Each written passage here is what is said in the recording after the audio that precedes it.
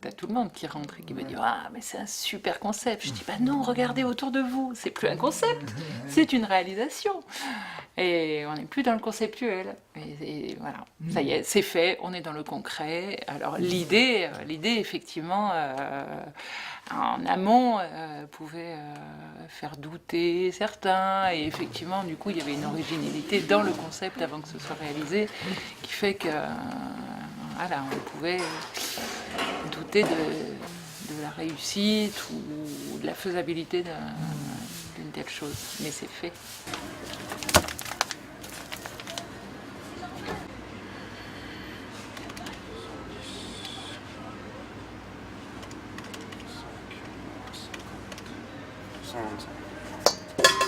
Et t'es là avec tes pesées, t'essaies de faire le plus... Moi je m'amuse à faire le grand train. Voilà, c'est marrant. Un truc comme ça. Ça t'amène l'organisation. Et puis tu tombes dans un univers. Et après tout va bien. C'est comme tout, c'est comme le sport quand tu commences. Quand tu vas à une séance de sport, tout d'un coup tu arrives. Et puis petit à petit ça commence au vestiaire, tu te changes. Tu laisses les problèmes dehors. Puis après tu rentres dans le jeu. Ça dure 2 ou 3 heures. Là c'est pareil. Et son nez est complètement impossible, totalement désespérément impossible. En revanche, son sourire, personne n'en a de plus beau. Tu peux imaginer ça? Qu'un être humain puisse sourire de telle manière que le monde entier se mette à scintiller et que tout ton corps se mette à trembler comme inondé de soleil. Ça m'émeut à chaque fois.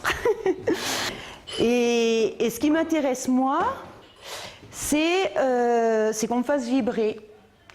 Et qu'il y a des gens qui sont très très habiles pour raconter des livres, pour partager des histoires, et qui m'embarquent et qui me font rêver. Il y en a d'autres qui ont plus de mal, et donc dans les 3 apérolires qu'on a fait sous cette forme, j'ai vraiment essayé que la personne qui parle de ce livre connecte avec là où ça l'a fait vibrer elle. Oui, c'est vrai que le concept a duré très très très longtemps, voilà.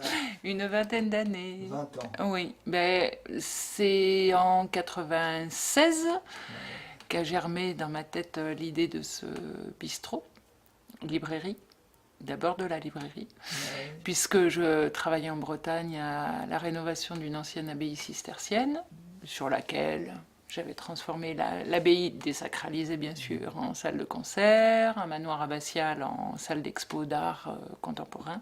Puis il y avait un petit moulin dans le coin qui demandait lui aussi à trouver attribution, et je trouvais l'idée pas mal de le transformer en gîte, café-librairie, enfin vraiment un gros lieu de rencontre. Ça par contre ça n'a pas été accepté par les personnes avec qui je travaillais, la DRAC, et le parc d'Armorique à l'époque, qui m'ont dit non, mais ça marchera jamais. Cette petite graine se met dans ma tête, a continué de germer, et à chaque fois qu'on me disait oh là là, parce que je suis devenue gardienne de refuge, et on me disait qu'est-ce que tu aimerais faire si tu n'étais pas gardienne, je disais bah, ouvrir un café-librairie. Et ça fait bien 10-12 ans que ça s'est ancré au point d'être sûr qu'un jour j'en ferai un.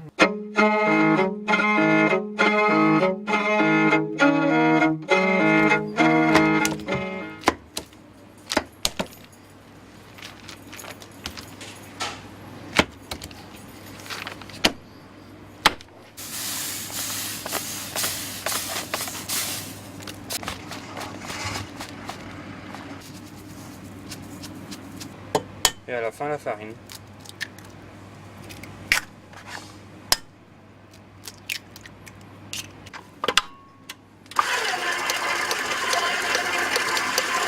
moi, ça m'a toujours rassuré le livre, et je me rends bien compte que tout le monde a besoin d'être rassuré.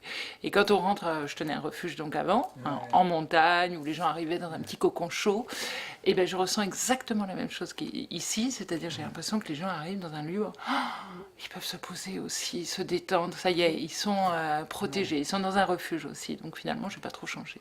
Donc le début les 10 premières lignes. Il faudrait toujours être en route pour l'Alaska. Mais y arriver, à quoi bon? J'ai fait mon sac, c'est la nuit. Un jour, je quitte Manosque. C'est février, les bars ne désemplissent pas. La fumée, la bière, je pars. Le bout du monde, sur la Grande Bleue. Le vent s'était levé dans la nuit. Debout, face au cadran, dans le minuscule habitacle du Morgan, John nous conduit. Silencieuse à ses côtés, je regarde. Et donc moi j'aimerais bien que vous disiez comment vous avez vécu cette lecture là. Alors j'ai pas envie d'influencer vos réponses par ma question, mais juste voilà, très sincèrement, est-ce que vous avez décroché à un moment donné ou pas? Enfin voilà, vraiment de dire qu'est-ce qui s'est passé quoi pendant la lecture. J'ai vraiment accroché au moment où on parlait du poisson qu'on sortait, qu'on coupait, dont on enlevait l'estomac. C'est ça qui m'a le plus accroché dans la lecture. Parce qu'avant, je voulais écouter, je me rendais compte que mon esprit partait. Et là, curieusement, j'ai été vraiment intéressée. Puis l'histoire après la relation entre la femme là et le John, le fait qu'on voyait qu'il donnait des conseils et que finalement il se retrouvait en situation difficile, ça m'a vraiment accroché. Donc pas étaler d'un coup, faut pas trop la brusquer. Petite frappe comme ça.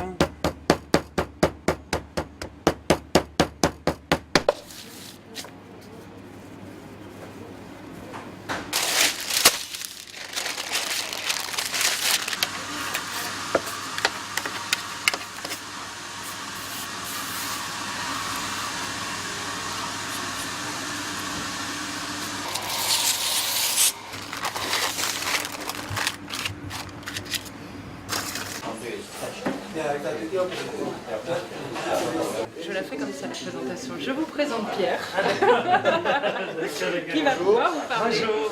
Pierre Castillou, et voilà, donc un couple d'habitués de la librairie, avec sa femme qui est là.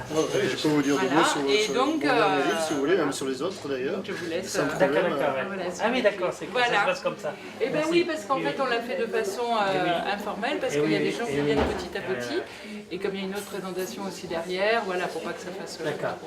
Et il faut savoir que nous, là, notre petit coin des Pyrénées, on avait une grande tradition dès le XVIe siècle, même avant, de migration en Espagne. Beaucoup de Français c'était déjà j'allais dire dans nos gènes, c'est un peu fort, mais dans nos traditions de migrer. Donc il y a eu cette vague-là. C'est sûr que notre coin a été plus fortement représenté. Puis il y avait les ports. On avait le port de Bordeaux, bien sûr, mais il y avait aussi Bayonne. Il y avait tous les petits ports. Il y avait Passares en Espagne. Santander, Bilbao. Tous ces ports étaient des ports tournés vers l'Amérique. Hein. C'est aussi facile de partir. Et puis là encore, hein, je ne veux pas vous saouler, hein, mais là encore, il y a eu le problème aussi du droit d'aînesse. Le droit d'aînesse qui était toujours appliqué, alors que la loi de Napoléon l'avait changé, mais on continuait à appliquer le droit d'aînesse. L'héritier, c'était le premier de la famille, les autres, il fallait qu'ils partent. Et comme je vous dis, il y avait des familles nombreuses, vous le savez. Donc il y avait ça, et puis il y avait aussi le problème de l'armée. Il fallait faire l'armée. Et l'armée, ça a évolué, hein, mais à un moment donné, c'était 7 ans. Par tirage au sort, 7 années. Quand vous tirez le mauvais numéro qui est parti 7 ans à l'armée, on comprend qu'il y a certains basques ou béarnais, ou même fils d'artisans, tout ça, qui préféraient se faire la belle. Hein. Este pobre corazón no la olvida, me la nombra con las manos de su herida, y andando manso sin sabor, la mariposa del dolor cruza la noche de mi vida. Compañeros, hoy es noche de verbena, sin embargo ya no puedo con mi pena, y ella siempre sin saber, ni siquiera sospechar, mis deseos de volver.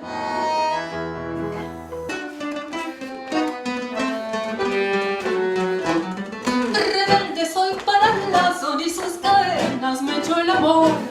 Yo soy un gorrión viajero y el mundo entero fue mi ambición. Igual que bandos aflojas salpicos si alguien me pone el pie. No sé querer, mi amor se fue. Yo iré bailando mientras las tapas me den con qué. Bailando mientras las tapas me den con qué.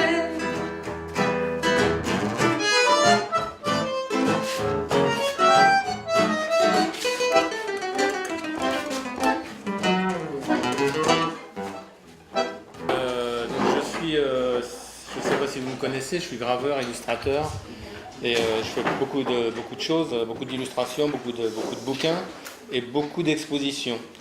C'est des espèces de mise en scène qui tournent autour des histoires que je raconte. Et pendant 40 ans, en fait, je me suis aperçu que tout ce que je faisais, que ce soit les images ou les textes ou les mises en scène, tournaient autour d'une seule obsession, c'est l'identité, c'est le territoire, c'est-à-dire d'où je suis exactement. Un sifflement, j'ouvre la talanquère et c'est parti. Allez mes jolis, en route pour les estives du col des Trois Brigands. Et ce bruit cristallin derrière moi, ce serait-il pas la cascade ?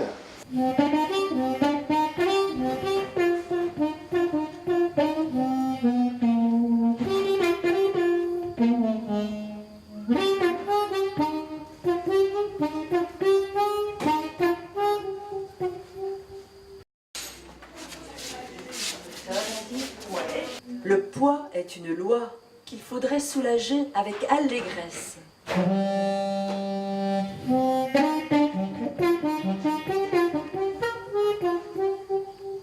Quand l'envie me revient d'envenimer les choses, je m'enivre de vin pour voir la vie en prose. Je suis Philippe Aigrin et avec Julien Moreau qui tient la petite ligne dans ses bras là-bas derrière, nous animons l'atelier d'écriture du Lavedan qui organise 3 ateliers d'écriture par an. Et l'inquiétude aime qu'on s'inquiète d'elle. Ça lui donne des ailes. Et l'inquiétude s'emparait de chaque rue, montait dans les clochers, passait au minaret. Et l'inquiétude parlait dans les palais, jaillissait dans les mots, glissait du vrai au faux. Et l'inquiétude établissait des lois, bâtissait de grands murs, se vendait, s'achetait. Et l'inquiétude ferma toutes les portes, fit parler les armes, fit compter tous les morts. Et l'inquiétude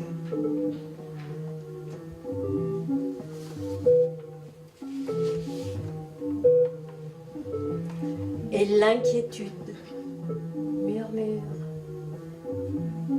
en bord de route, murmure une chanson. Et l'inquiétude fulgurante, coup de matraque dans les flancs. Et l'inquiétude murmure, s'insinue, ronge le cœur et les amants. Poulet, bam, bam, poulet, bam, bam, poulet, bam, bam, poulet, bam, bam, poulet, bam, bam, poulet, bam, bam, poulet, bam, bam, poulet, bam, bam, poulet, bam, bam, poulet, bam, bam, poulet, bam, bam, poulet, bam, bam, poulet, bam, bam, poulet, bam, bam, poulet, bam, bam, poulet, bam, bam, poulet, bam, bam, poulet, bam, bam, poulet, cholosa, poulet, Santa Bastimera,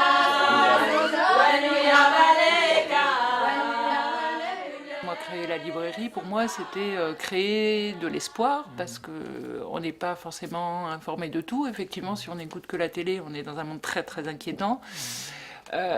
Quand j'ai fait le choix libraire ici et j'ai mis en valeur des livres plutôt à valeur justement humaniste, des livres qui tournent autour des cultures du monde, de l'altérité. J'ai cherché pour tout ce qui est social et des livres qui étaient porteurs d'espoir. Et j'en ai trouvé beaucoup. C'est-à-dire qu'il n'y a pas que des livres qui disent qu'on va dans le mur, qui disent qu'on est foutu. Il y a aussi des livres qui traitent de l'état dans lequel est le monde actuellement, qui n'est pas forcément toujours très beau, mais qui proposent des solutions, que ce soit au niveau écologique, politique, organisation mondiale. Moi, je prends conscience tous les jours que peut-être que mes desserts sont trop élevés par rapport à ce qu'on sert en tartine. Du coup, mais comme je veux pas perdre ce niveau, je veux rester comme ça, parce que la pâtisserie c'est mon truc. Du coup, c'est les tartines, c'est les plats salés. J'essaye de faire le maximum le mieux. Joli. C'est pour ça qu'elles sont belles, bien garnies quand je les fais. C'est bien, il y a de la quantité, il y a du volume et tout ça. Mais en même temps, il y a un conflit de budget, de marge et tout ça, parce qu'il faut que Karine aussi s'y retrouve. Et j'ai dit, bon, Karine, 4,50 pour un dessert maison fait par un pâtissier professionnel, c'est donné. Alors, c'est très difficile parce que ça fait 20 ans que je le suis, puisque en refuge, j'embauchais aussi du monde.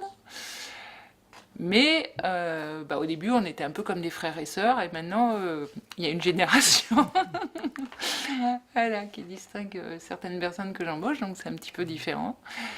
Et je me retrouve plus dans le rôle, effectivement, d'une chef d'entreprise. T'as des gens sans scrupules, d'autres restaurateurs sans scrupules, qui te vendent un dessert 7 € et ils l'achètent chez Picard. Donc t'inquiète pas, mets-le au moins à 5 €, même si ces 5 € c'est donné, les gens comprendront et verront bien que le prix vaut le dessert en lui-même. Donc c'était pendant un an, je lui disais il faut minimum 5 €. Je fais à 5. Karine, vu que c'est pas son truc de trop taxer les gens, c'est réticente. Mais bon, de persuasion, de preuve, parce qu'il faut démontrer aussi les arguments que tu avances. J'ai essayé de le faire pendant un an, et donc j'ai arrivé à convaincre Karine qu'il fallait, pour qu'elle se retrouve elle, et pour donner une valeur marchande à la qualité des desserts, sans surtaxer les autres, sans surtaxer les clients. Voilà, je trouve que 5 € c'est le minimum.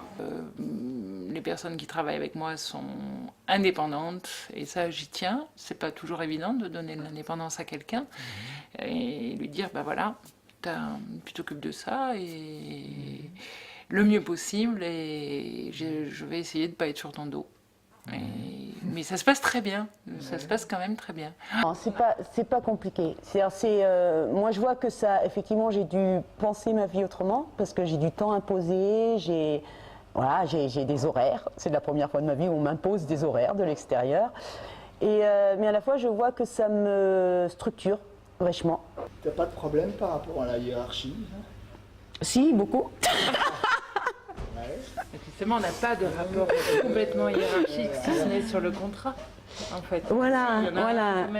Il y en a un sur le papier. Il y a employeur, employé. Mais moi si, clairement. Et moi c'est aussi un endroit de travail pour moi parce que ça me fait flipper la hiérarchie.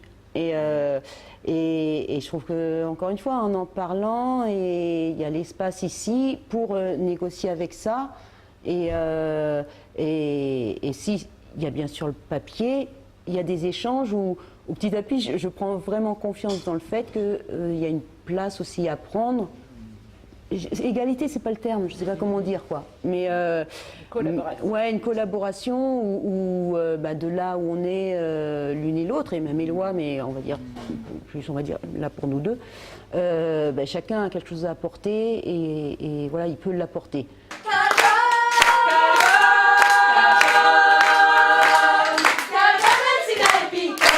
Je suis la porteuse d'un lieu que je veux ouvert à tous et je veux pas que certains se sentent exclus avec une identité qui soit trop marquée aussi.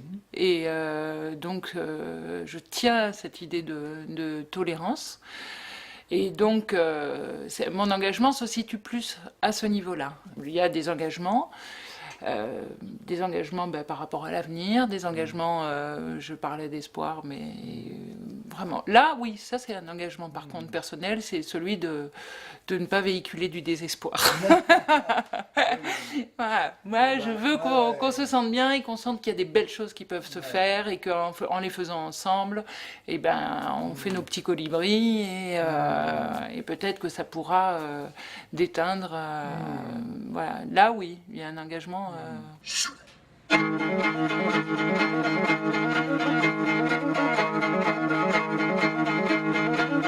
Tous ces gens qui meurent dans la Méditerranée, on est là et puis on est frileux.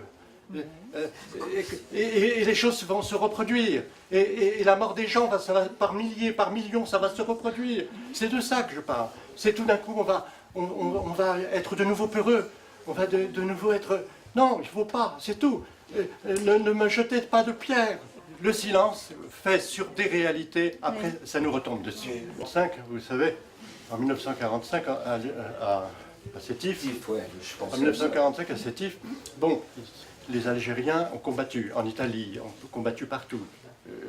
Ils ont combattu, puis au retour, ils ont découvert que la liberté, ils y avaient droit. Et à cette liberté, ils y avaient droit. C'était quelle date exactement à Sétif? Le 8 mai 1945. Le 8 mai 1945, ils ont manifesté avec le drapeau algérien. Il y a eu des dizaines de milliers de morts. Par la police et par la gendarmerie de Pétain. Parce que c'était les mêmes. On n'a pas réformé la police et la gendarmerie. Ceux qui ont arrêté les juifs et qui les ont envoyés en France, les 72 000 ou 73 000 juifs envoyés à Drancy et à Auschwitz, Birkenau, eh bien, c'est la même police. Il y a eu très peu d'émotions. Il y a eu très peu d'émotions. Il a fallu attendre l'insurrection en 1954 pour que tout d'un coup, il y a cette prise de conscience. On ne peut pas se taire. Il faut dire les choses. On n'accuse personne, mais il faut dire les choses. Il faut dire les choses. Si on ne les disait pas à ce moment-là, on ne les disait pas à ce moment-là. C'est pour ça que ça a été si terrible. C'est parce qu'on ne les disait pas. Parce qu'on a gardé le silence pour ne pas compromettre. Les Syriens, c'est un peuple cultivé. Ils ont vécu une tragédie monumentale. Cette guerre qui a été commencée par le Qatar et qui, après tous les pays du monde, se font la guerre en Syrie. Et les Syriens meurent et s'exilent. Tous les pays. Vous avez les États-Unis, vous avez la Russie, l'Iran, le Qatar, l'Arabie Saoudite, tout le monde est là. Et les Syriens meurent. Et nous, on leur ferme nos portes. L'Aquarius.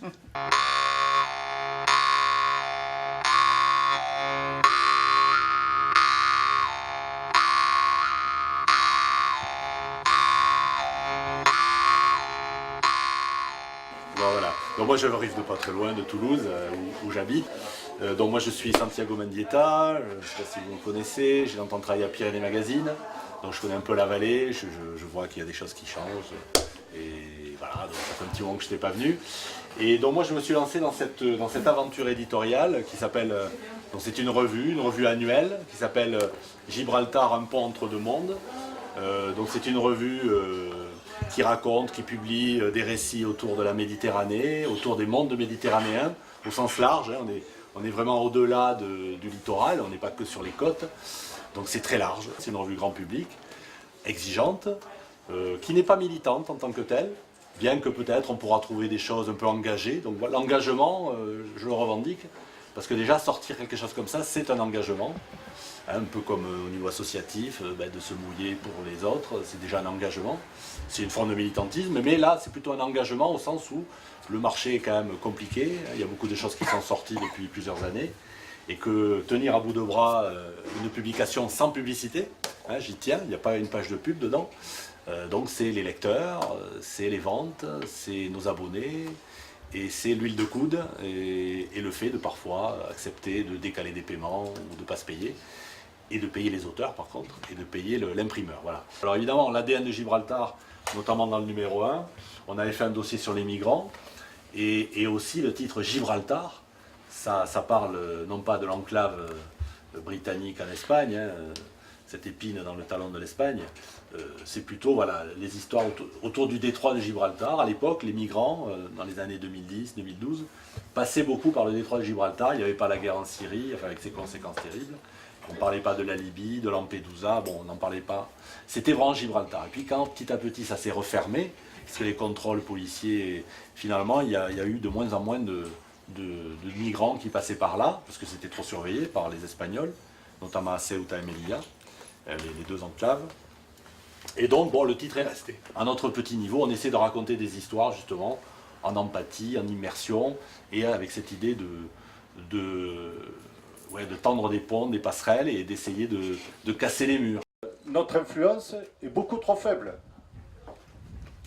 Il faudrait que nous soyons 3-4 fois plus d'adhérents pour non pas répondre à un rapport de force, ce n'est pas la question, mais pour être représentatif d'une frange importante de la population qui souhaite réfléchir à l'accueil de personnes migrantes.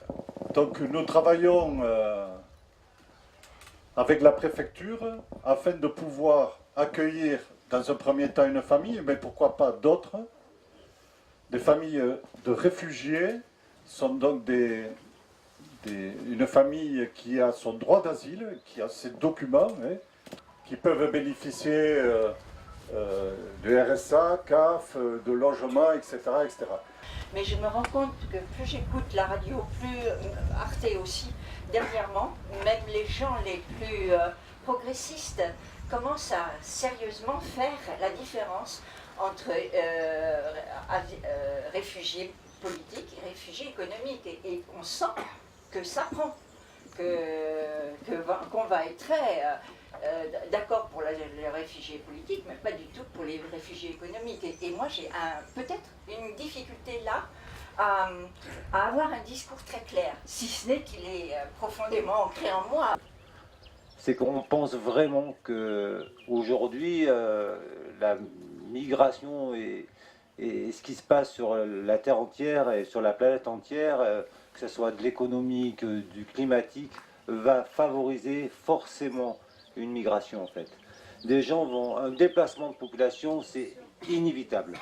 Ça va se faire. Et nous, la question qu'on se dit, c'est pas d'où ils viennent, pourquoi ils viennent. En fait, à la limite, on s'en fout complètement, quoi.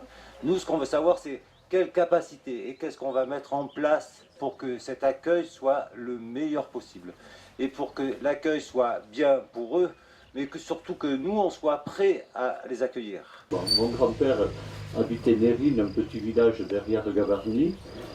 À 18 ans, il est parti de là-bas parce qu'il n'avait mangé que des lentilles. Il est passé par la brèche de Roland, il est redescendu vers Saint-Luce, et là il a rencontré ma grand-mère, elle avait une scierie, il a pu travailler, il s'est installé là. Ses frères sont venus, toute une génération, une population, donc c'était un accueil non pas institutionnalisé, c'était un accueil personnalisé. C'était des gens qui s'engageaient, qui accueillaient des gens qui étaient de passage et qui traversaient la frontière pour venir, qui s'échappaient de là-bas. La famille Bustan à Luce, il y a tous les frères et sœurs de mon grand-père, enfin les frères sont venus s'installer et ont fondé des familles là-bas et se sont installés. Paco Ibanez, je suis allé à un concert à Tarbes il y a 2 ans, il a commencé à chanter. dans la salle, tout le monde reprenait ses chansons. Il a dit, mais je suis en Espagne ici, tout le monde, il y avait plus d'Espagnols, de gens qui... Et ça chantait partout. Le Tarbes est une ville issue de l'immigration aussi espagnole. Donc voilà, on a connu ça et peut-être on pourrait retrouver aussi, à une échelle plus large, cet esprit aussi peut-être d'accueil de personnes qui reçoivent quelqu'un. Voilà,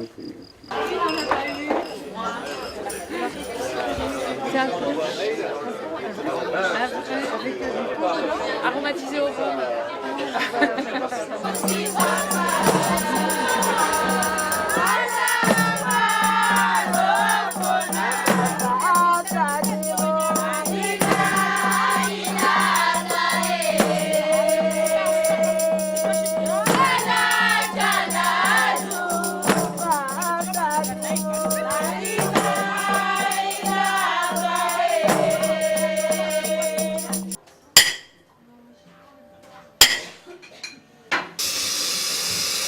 Orange du porc à l'orange de l'événement dernier.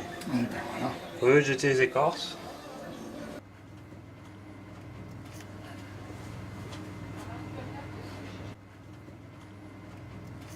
Ah ben, la question des salaires, elle est difficile parce que c'est une entreprise qui démarre. Pour pouvoir être disponible pour les gens et qu'on soit tous à peu près détendus, ben moi je préfère avoir des gens en plus. Et donc du coup, les salaires, ils sont pas faramineux. Bon, moi je me paye pas, mais c'est normal, c'est prévu depuis le début pour les 3 premières années. En tout cas, après, bon, c'est bien beau, mais je pourrais pas rester philanthrope éternellement.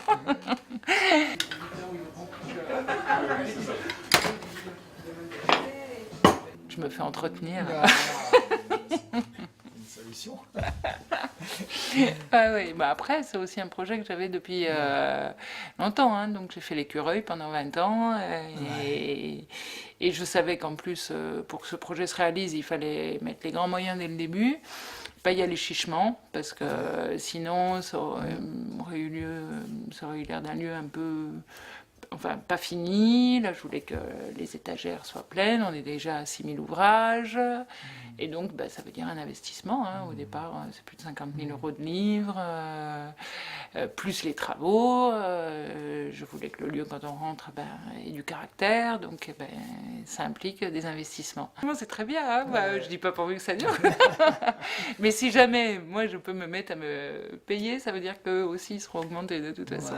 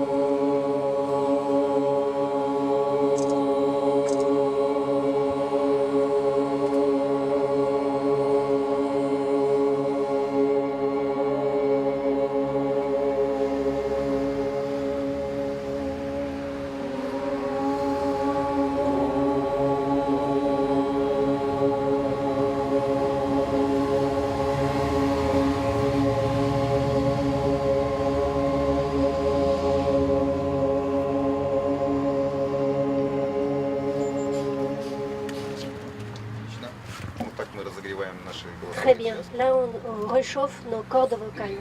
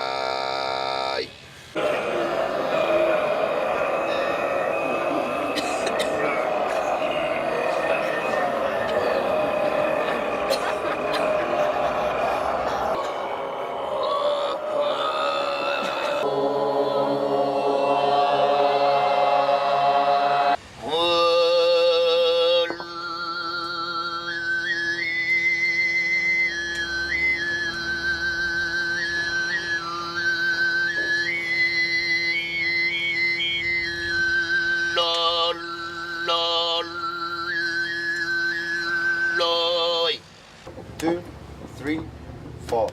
Mini, mini, mini, mori, mori, mini, mini, mini, mori, mori, mini, mini, mini, mori, mori. Morin. Cheval. Le cheval. Court instrument. Cheval instrument. Le cheval. Лошадь Un это animal. верный друг и соратник для, Un ami. для монгольского Un народа, ami pour le peuple mongol. для любого народа, мне кажется. Bon, bah, moi je pense pas que pour le peuple mongol, c'est lui qui parle. Существует очень много легенд Pour о tous les peuples, создании il y a beaucoup de légendes sur les origines de cet instrument.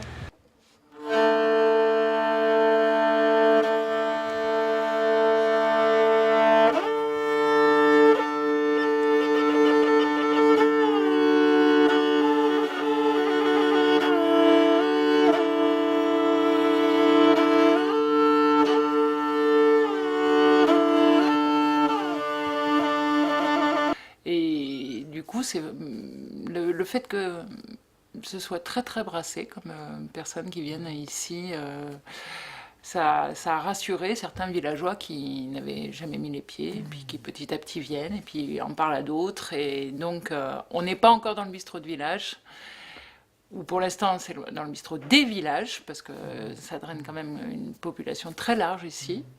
Mais j'espère que les gens d'Arras vont petit à petit s'approprier leur lieu aussi. J'aimerais de temps en temps retrouver ce que je sais faire, ce que j'ai appris, tu vois. Un truc assez complexe et très technique et qui te plonge dans la réflexion, les associations de textures et de goût, la recherche toujours, recherche.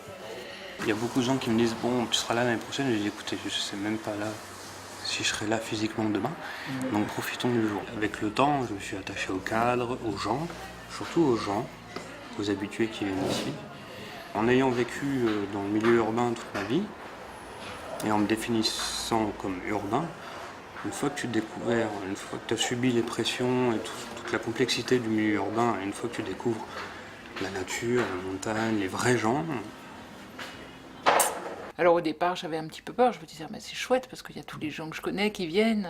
Et puis je me suis dit, bah, c'est bien, ils sont solidaires, mais est-ce qu'ils vont rester ? Alors non seulement tout le monde est resté, mais il y a un fabuleux bouche à oreille qui se passe, et qui étend vraiment la zone de gens qui viennent. Donc du coup, c'est vraiment devenu ce lieu auquel j'aspirais et que j'espérais, c'est-à-dire un lieu de rencontre. Voilà, on est arrivé à un chouette lieu. Mais grâce à Manuel, grâce à Maëlys, grâce à Éloi, grâce à Valentine, grâce à toutes ces personnes. Moi, sans les personnes qui travaillent avec moi, je ne suis rien. Et le lieu n'aurait pas cet aspect sans l'implication de Léon aussi, mon compagnon, qui a été là dans les moments de construction et qui est là dans l'homme de l'ombre.